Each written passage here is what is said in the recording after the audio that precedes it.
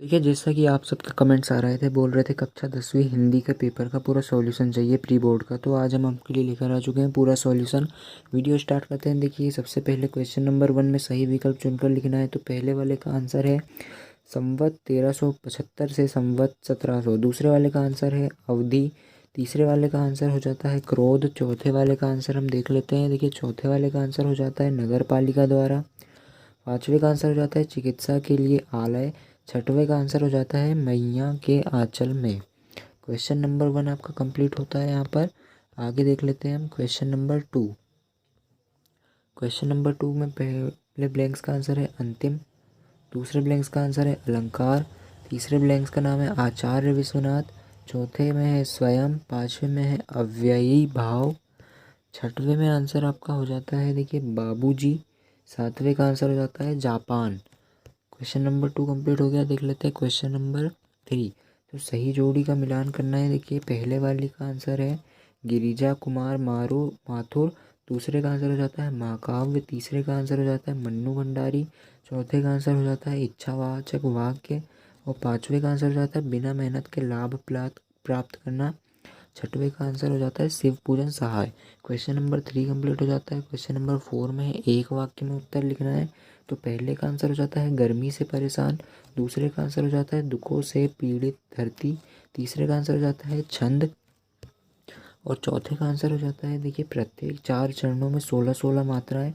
पाँचवें का हो जाता है 2 फुट। छठवें का होता है उपासक। सातवें एक वाक्य का आंसर हो जाएगा मेला आंचल। क्वेश्चन नंबर आपका 4 कंप्लीट हो जाता है। अब सत्य असत्य है पाँचवें में।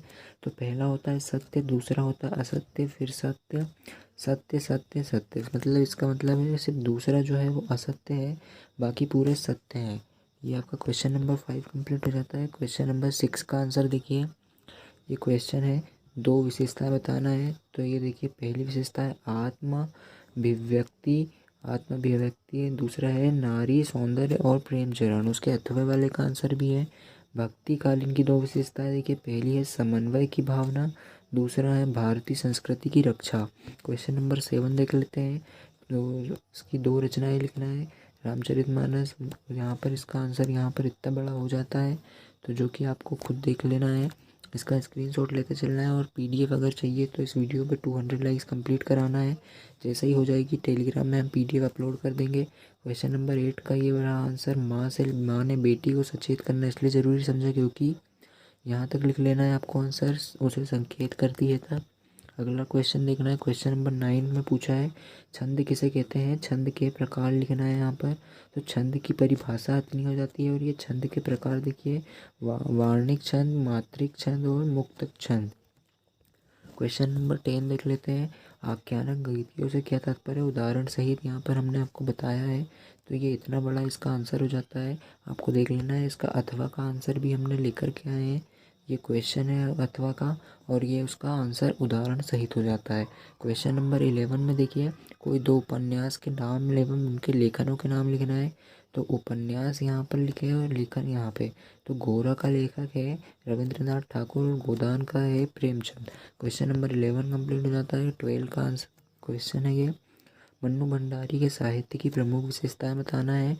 तो देखिए, ये पहली, ये दूसरी यहाँ पर, और ये तीसरी विशेषताएं, 3 विशेषताएं बता दी है हमने।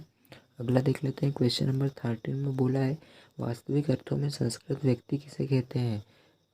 तो इसका आंसर इतना बड़ा हो जाता है, आपको देख लेना है। यहाँ पर क्वेश्चन नंबर 14 में पूछा है समास की परिभाषा उदाहरण सहित लिखना है। तो ये उसकी परिभाषा है और यहाँ तक, और उसका उदाहरण ये हो जाता है। क्वेश्चन नंबर 15 है ये, उसका आंसर यहाँ पर देखिए यहाँ से लेकर के आपको यहाँ तक लिख लेना है। ये क्वेश्चन नंबर 15 का आंसर हो जाता है 2 पॉइंट में। अगला देख लेते हैं। क्वेश्चन नंबर 16 में देखिए मात्रिक छंद एवं वार्णिक छंद में अंतर बताना है। तो ये मात्रिक छंद का लिख दिया है यहाँ से लेकर के यहाँ तक। उसका वर्णिक छंद देखिए ये रहा, इसका आप ब्रैकेट बनाकर भी लिख सकते हो, लेकिन हमने ऐसा लिख कर दिखाया है। और आप ऐसा भी लिख सकते हो, जैसा आपकी मर्जी। क्वेश्चन नंबर 17 में बोला है लोकोक्ति और मुहावरे में कोई 3 अंतर बताना है। तो लोकोक्ति के 3 अंतर ये रहे और मुहावरे के 3 पॉइंट ये रहे। इसको भी आप ब्रैकेट में लिख सकते हो और ऐसे भी लिख सकते हो, आपके ऊपर है वो। क्वेश्चन नंबर 18 में उपयुक्त गद्यांश का उचित शीर्षक लिखना है। तो उचित शीर्षक है देश प्रेम।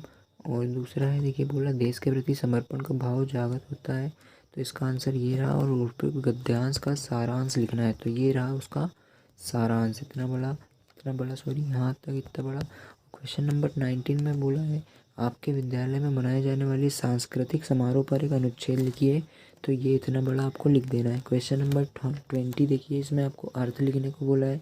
संदर्भ प्रसंग सहित हमने अर्थ लिखे हैं, इसका आप स्क्रीनशॉट ले सकते हैं। यहाँ पर वीडियो को थोड़ा रोक देते हैं, अगला देख लेते हैं। क्वेश्चन नंबर 21 में भी आपको अर्थ लिखना है संदर्भ प्रसंग सहित, तो ये आपका संदर्भ प्रसंग सहित व्याख्या पूरा इसका स्क्रीनशॉट लेते चल सकते हैं आप। क्वेश्चन नंबर 20 में देखिए क्या बोला है कि सचिव माध्यमिक शिक्षा मंडल भोपाल को 10वीं की अंक सूची का द्वितीय प्रति मंगवाने हेतु आवेदन पत्र लिखना है।